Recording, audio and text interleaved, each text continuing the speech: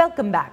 पाकिस्तान में वाक़ मोहनजोदड़ो और हड़प्पा के कदीम खंडरात दुनिया भर में आसार कदीमा से दिलचस्पी रखने वालों के लिए ख़ास अहमियत रखते हैं। ये खंडरात बलीज़ और मेक्सिको के मशहूर मायन रूइंस से भी ज़्यादा पुराने हैं, मगर इन्हें देखने ना तो क्रूज़ शिप्स आती हैं और ना ही सयाहों से भरी हुई बसें।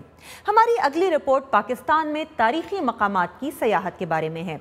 गौर से देखिएगा क्योंकि इसके आखिर में हम आपसे भी पाकिस्तान में सयाहत को फ़रोग़ देने के लिए आपके मशवरे और तजावीज़ मांगेंगे। आसार कदीमा को खोदने के ये माहिर जॉर्डन में पेट्रा की साइट से करीब एक रोमियो का किला खोदकर निकाल रहे हैं। वो बताते हैं कि हिस्टोरिकल टूरिज्म को प्रमोट करने से जॉर्डन की मईशत को कितना फ़ायदा हुआ है। I do remember the first time I went to Petra. There was one hotel. It was a government restaurant. मुझे याद है जब मैं जिंदगी में पहली बार पेट्रा गया था, वहाँ सिर्फ एक होटल था जो दर हकीकत सरकारी रेस्ट हाउस हुआ करता था। इसके अलावा वहाँ कुछ भी नहीं था।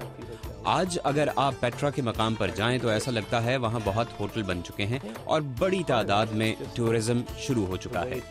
मेरे ख्याल में इसकी वजह पेट्रा की मार्केटिंग थी। पाकिस्तान में वाक़ ये खंडरात पेट्रा से कहीं ज़्यादा पुराने हैं, मगर मोहनजोदारो और हड़प्पा के सिर्फ चंद हिस्से ज़मीन से खोदकर निकाले गए हैं। इनका बहुत सा इलाका आज भी ज़मीन में दफन है। डॉक्टर एंड्रू स्मिथ जैसे माहिरीन कदीम खंडरात को पूरी तरह से खोदकर निकालने के हक़ में नहीं। My primary concern is conservation.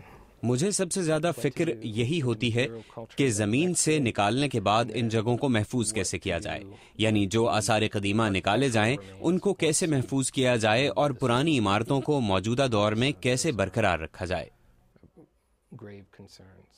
वो बताते हैं कि आसार कदीमा को खोदने से कहीं ज़्यादा मुश्किल काम प्रेजर्वेशन यानी चीज़ों को महफूज करने का होता है।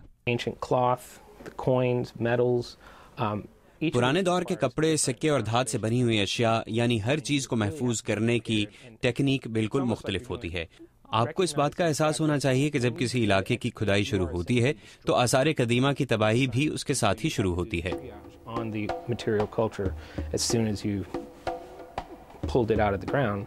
आखिर पाकिस्तान की हुकूमत और अवाम क्या कर सकते हैं कि मोहनजोदारो और हड़प्पा को दुनिया के सामने ग्लोबल टूरिस्ट अट्रैक्शंस के तौर पर लाया जा सके।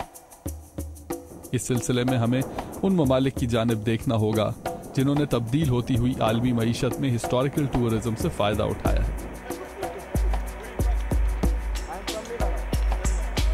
Abdul Aziz Khan, Urdu viewer, Washington.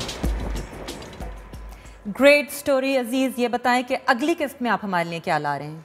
अच्छा, अगली किस्त में ये बात हो रही है कि पाकिस्तान को अगर ख़ास तौर पर मोहनजोदारो को अगर एक इंटरनेशनल टूरिस्ट डेस्टिनेशन बनाना हो तो उसके लिए क्या करना होगा।